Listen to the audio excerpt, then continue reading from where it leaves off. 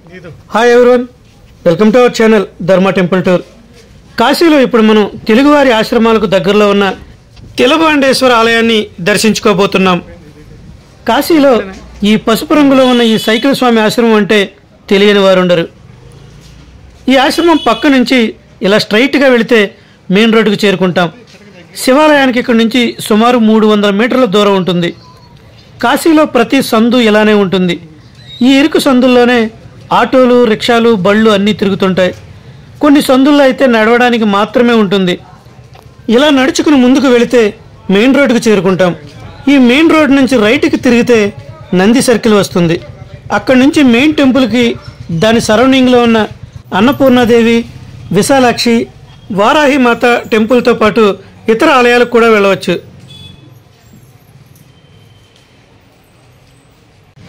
Main రోడ్డుకు రాగానే ఈ కనిపించేదే Bengali Tola inter college.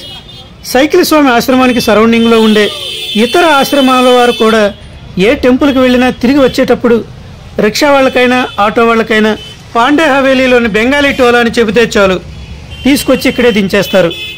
New Priya silk factory అని బోర్డు ఉన్న ఈ వీధి నుంచే మనం వచ్చిన వీధి. దీనికి ఎదురుగా ఉన్న ఈ వీధిలోకి స్ట్రైట్గా వెళ్ళి రైట్కి తిరిగిన తర్వాత తిలబాండేశ్వర టెంపుల్ ఎక్కడని తెలుగులో అడిగినా సరే ఎవరైనా చెబుతారు. తిలబాండేశ్వర ఆలయానికి వచ్చేసాం. కాశీలో ఎన్నో శివాలయాలు, మరెన్నో శివలింగాలు. ప్రతి ఆలయానికి ఒక చరిత్ర, ప్రతి లింగానికి ఒక ప్రత్యేకత. వాటిల్లో ఎన్నో ప్రత్యేకతలు కలిగిన తిలబాండేశ్వర లింగాన్ని ఇప్పుడు దర్శించుకోబోతున్నాం. ఇక్కడ మెయిన్ హైలైట్ ఏంటంటే ఈ మెట్లెక్కి గుడిలోకి ఎంటర్ అయ్యే ముందు పైన బోర్డులో తిలబండేశ్వర ఆలయం అని పేర్లు తెలుగులో ఉండడం, అలాగే లోపల కూడా పేర్లన్నీ తెలుగులోనే ఉంటాయి. ఈ ఆలయానికి ఎక్కువగా వచ్చేది కూడా తెలుగువారే. కాశీనగరంలో ఉన్న అత్యంత పురాతన దేవాలయాలలో ఈ శివాలయం ఒకటి. ఇప్పుడు నేను ఆలయంలో అడుగుపెట్టేసరికి సమయం సాయంత్రం 7:30 అయింది. సమయం ఎందుకు చెబుతున్నానంటే ఇప్పుడు గుడిలో అడుగుపెట్టే సమయం చాలా బెస్ట్ టైం. ఎందుకంటే ఇక్కడ స్వామివారికి 2 వేళల అంటే ఉదయం 10 గంటలకు, సాయంత్రం 7:30 గంటలకు హారతి ఇస్తారు. ఇప్పుడు ఇచ్చే సంధ్యాహారతి నిజంగా చాలా అద్భుతం, చాలా బాగుంటుంది. ఇప్పుడు హారతి చూద్దాం.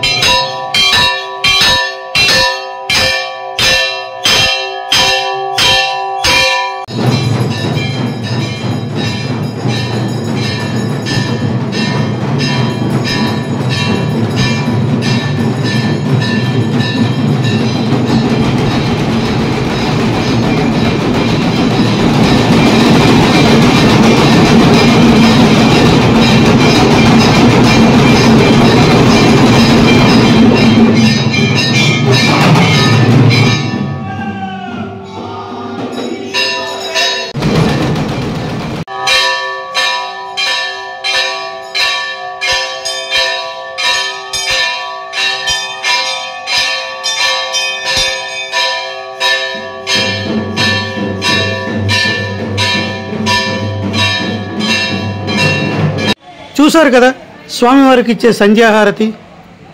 ఎన్నో అంతుచిక్కని రహస్యాలకు నిలయం ఈ కాశీ క్షేత్రం. అటువంటి ఈ కాశీలో ఎన్నో వేల సంవత్సరాల వయసు కలిగిన లింగంగా ఇక్కడ ఉన్న స్వామి తిలబాండేశ్వర్ మహాదేవ్. తిలలు అంటే నువ్వులని అర్థం. ప్రతి సంవత్సరం ఈ లింగం నువ్వు గింజ సైజులో పెరుగుతుంది. కాబట్టి ఈయనకు తిలబాండేశ్వర్ మహాదేవ్ అనే పేరు వచ్చింది. 2500 సంవత్సరాల పైబడిన చరిత్ర కలిగిన ఈ శివలింగం ప్రారంభంలో ప్రతిరోజు నువ్వు గింజ సైజులో పెరుగుతుండటంతో దేవతలు, ఋషులు, సాధువులు భయపడిపోయి ఈ శివలింగం ఇలా పెరుగుకుంటూ పోతే ఈ భూమండలానికి భారమైపోతుందని మహాశివుణ్ణి ప్రార్థిస్తారు. అలా వీరి ప్రార్థనను మన్నించిన శివుడు ఒక అశరీర వాక్కుతో వినిపిస్తాడు. ఇక మీదట ఈ లింగం రోజూ కాకుండా ప్రతి సంవత్సరం మకర సంక్రాంతి నాడు మాత్రమే ఒక నువ్వు గింజ సైజు పెరిగేలా ఆ వాక్కు వినిపిస్తుంది. ఇలా సైజు పెరుగుతున్న ఈ శివలింగం గురించి తెలిసిన బ్రిటిష్ వాళ్ళు ఒకసారి ఇక్కడున్న ఈ లింగాన్ని పరీక్షించాలని మకర సంక్రాంతి ముందు రోజు రాత్రి ఒక పెద్ద తాడును ఈ శివలింగానికి చుట్టూ గట్టిగా కట్టి తలుపులు వేసేస్తారు. మరుసటి రోజు తలుపులు తెరచి చూస్తే ఆ తాడు తెగిపడి ఉంటుంది. అప్పటి నుండి ఇది జీవమున్న శివలింగంగా పేరు పొందింది. అప్పటి నుంచి ఈ శివలింగ పరిమాణం ఎవరూ కొలవడానికి కూడా ప్రయత్నించలేదు. ఈ లింగం ఎత్తు 3.5 అడుగులు, శివలింగ పీఠ వ్యాసం 3 అడుగులని అంచనా. గంగా నదిలో స్నానం చేసి కొద్దిగా గంగాజలం, కొద్దిగా నువ్వులతో ఈ స్వామిని అభిషేకిస్తే ఎలాంటి పితృదోషాలైనా పోతాయని ఇక్కడ ప్రసిద్ధి. కాశీలో ఎక్కువ చోట్ల మహిమాన్విత శివలింగాలన్నీ కూడా మనకు కనిపించేలా భూమి లోపల ఉంటాయి. అలాంటి వాటిలో ఒకటి మనకిక్కడ కనిపిస్తున్న ఈ శివలింగం కింది అంతస్తులో ఉంటుంది. మెట్ల ద్వారా కిందకు వెళ్ళి చూడొచ్చు. ఎందరో ఋషులు అక్కడ తపస్సు చేసుకున్న చోటుగా చరిత్రలో ఉంది.